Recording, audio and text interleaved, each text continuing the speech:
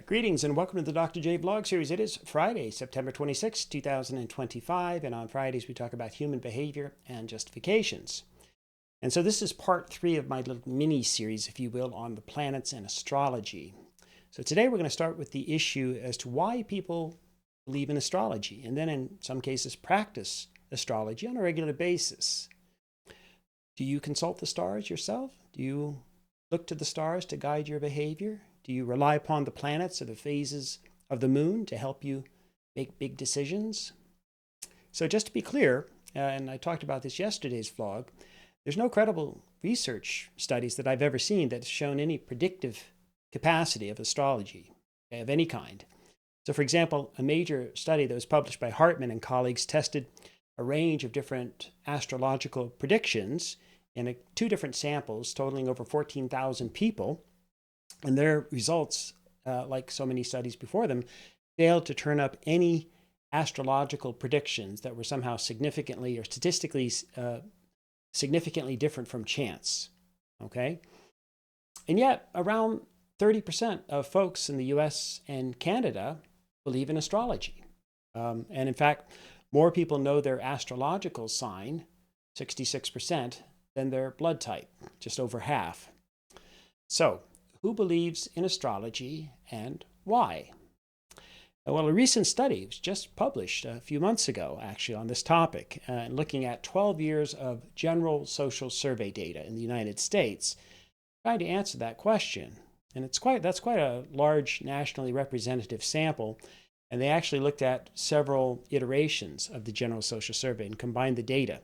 And so we're going to make some generalizations about the population as a whole on the basis of that research. So the research team was led by Tobias Edwards out of the University of Minnesota's Department of Psychology. And the main question that they were studying was the following: do you believe astrology is scientific? Simple question. Do you believe astrology is scientific? And then participants could choose one of 3 answers: not at all scientific, sort of scientific, and very scientific. What would you expect? Well, not unexpectedly, in my view, they found that 63.5% of all participants, okay, without breaking it down further, but 63.5% believe in that astrology is not at all scientific. So not quite 2/3. Then 29.8%, that's almost 3 in 10, that astrology is sort of scientific. And then 6.7%, the remainder, said that astrology is very scientific. Okay, so what explains the results, the pattern, if you will? Turns out there were not a lot of strong or robust factors that predicted people's beliefs in astrology.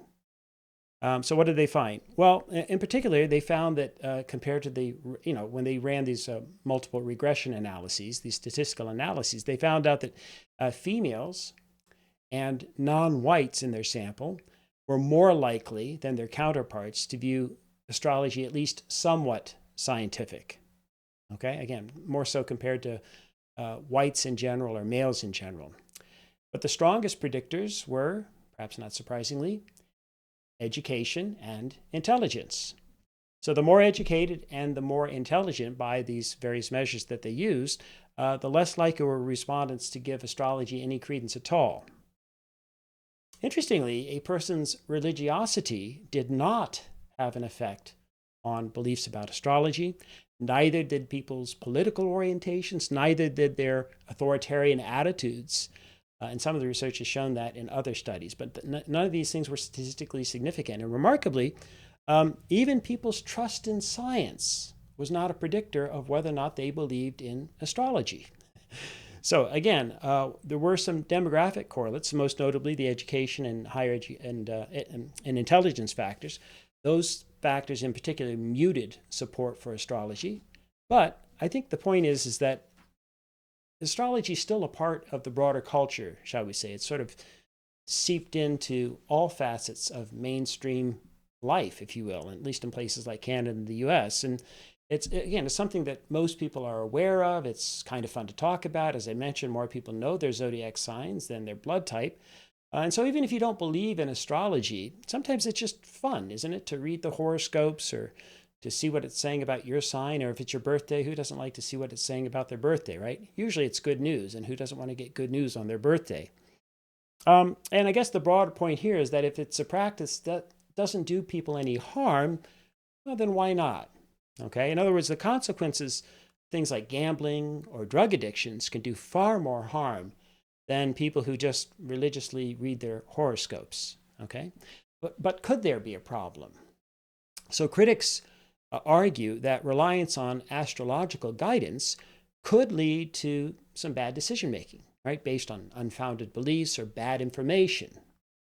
Or what if what if somebody has a real problem and they weren't seeking help for that problem because they were relying on their horoscope, or some would say some kind of magical thinking, or some astrological prediction of some kind?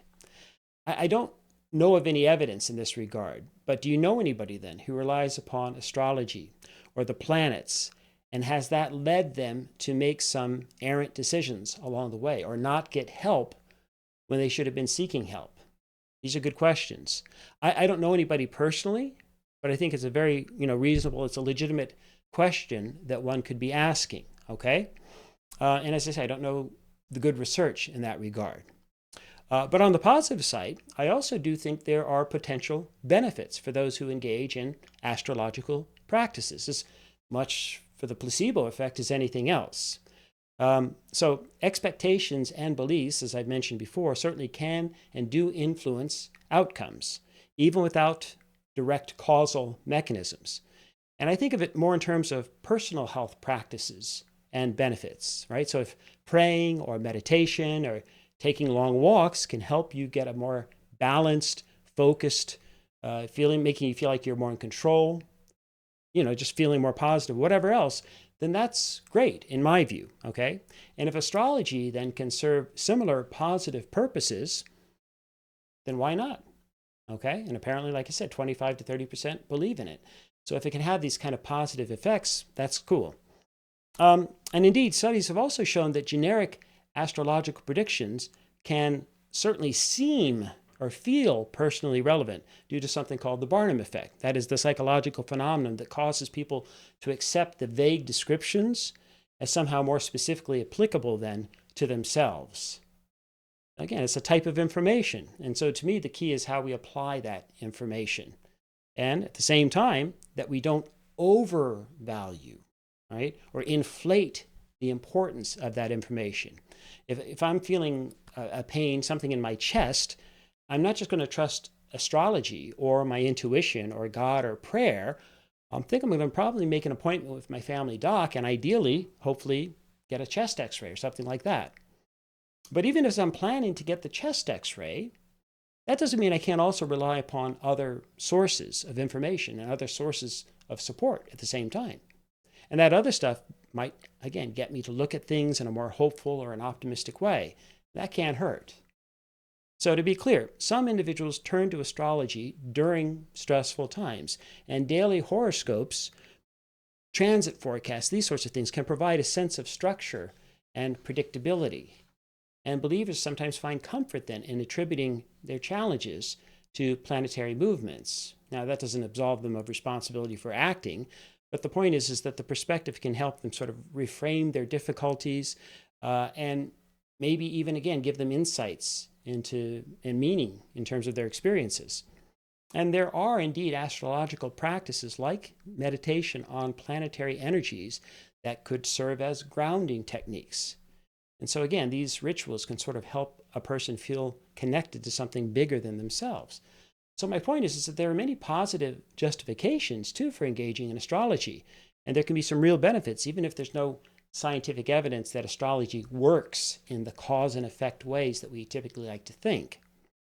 So my real concern then stems from the capacity of people to exploit others. Okay, as with any field, you can have good faith and bad faith practitioners and everyone else in between. So the real issue to me is if there are untrained, or worse, if there are predatory people out there who provide harmful advice to vulnerable people. People can easily be, can be duped, they can be taken advantage of emotionally and financially and so on, as we all know. It might have been us at one time too, in some context or another. So in that sense, I think we all need to be vigilant, keeping an eye out, not just for ourselves, but for the other people in our social networks and their spheres of influence, if you will. And yes, that applies to people like doctors too, right? The ones who are especially who are happy to have written these scripts out for people for OxyContin and so on without monitoring their patients or their effects and so on. People who just want to make money. And that sort of thing can happen in any relationship, right? Including astrology.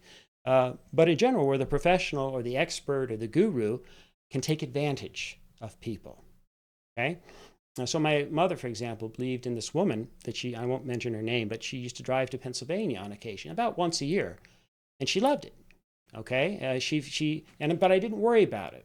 She had a really good experience every time, and she came back very invigorated and just, with these rave reviews about this particular woman, okay?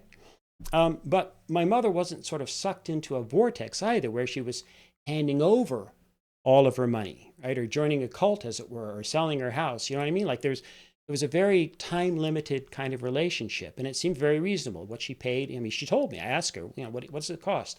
And I thought, okay, that's fine, right? So my point is that it was just one source, one part of her life. Just like if you decide to go to a casino once a year for fun, or you decide to do this or that or whatever, you go to a couple of concerts. Like we all have, autonomy and flexibility and a desire to do different sorts of things. And in her case, it was going to see this woman once a year. Okay. But here's the thing. And then at one point, she saw this woman, like I said, probably half a dozen times over several years. And then at one point, she told me the woman had been arrested. Now, she didn't get into the details. I don't think she knew that many of the details. But yeah, so something was happening there. And of course, that ended the relationship. So who knows? I don't know the full story there, so I'm not going to speculate further. But yeah, the point is that there is this potential then for exploitation, right? That exists anywhere. Practitioners then make these unrealistic promises and so on. And certainly if they're charging excessive fees. My concerns are too if there's no licensing body, if there's no oversight, that sort of thing. Okay, either formal or informal. And I guess finally, what I would say is if we're going to if I'm going to suggest anything or advice in this regard, I'd suggest your best bet would be if you like astrology, then probably to use it in conjunction then with other sources, right? As again, one of the tools in your toolbox, as I put it the other day, and maybe as part of a complementary medicine approach. There are wellness practitioners out there who incorporate astrological insights, for example, into their treatment plans. I don't have a problem with that. A nutritionist might consider a client's astrological sign when recommending dietary changes. Now, do I think that that's going to make the causal difference per se? No. But if it's good advice and it's something and it can help stimulate me or spur me to take that advice, well, then I don't have a problem with it. Certain yoga instructors use planetary alignments to guide their class themes and poses. Again, if you're going to go to yoga and they want to do that, why not? No harm, no foul. So does it really matter? As I say, maybe not. But if they can give you advice and they can follow up in a responsible way, that's fine in my view. And besides, you don't have to take their advice, right? So to me, whatever helps promote mental clarity, emotional balance, and positive energy should at least be worth considering. Ideally, though, have someone else involved too who can look at what's happening from a more detached or objective standpoint, if you will. So for example, if my mother had told me back in the day that she was going to be spending $1,000 a month to see this woman in Pennsylvania once a month for the next year, I think I would have looked much more deeply into what was happening. Said, hey, maybe give her, maybe check her on that. Say, hey, Mom, well, let me follow up on this. Let me check, or let me do some work on this, or help explore what's going on, right? Before we just send her off. So simply put, try not to walk the path completely alone, if you will. All right. It's better if you've got somebody else in your corner to help you navigate and to give you advice too. And on the bright side, let me end on a positive.